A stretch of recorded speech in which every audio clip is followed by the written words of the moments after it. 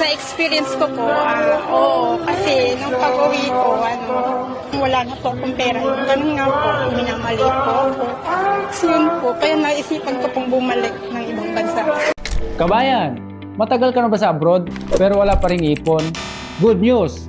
Dahil pag tinapos mo ang video na to, tuturo ko sa iyo kung paano natin natulungan ang mga kababayan nating OFW na kapagpurgo dito sa Pilipinas. Isa na dyan si Partner Lynn from Taiwan, si Partner Ed from Dubai, si Partner Joe from Qatar, and Partner Max from Kuwait.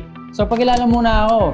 Ako nga pala si Josh from Bicol Province. Isa ako sa head coach ng ating community, and may short message lang ako sa iyo kabayan.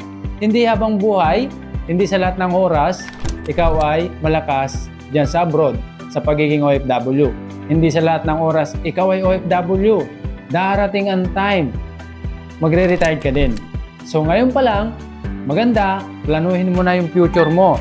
Paghandaan mo yung kinabukasan ng mga anak mo.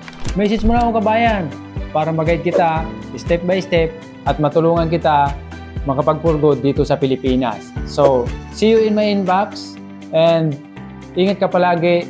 God bless.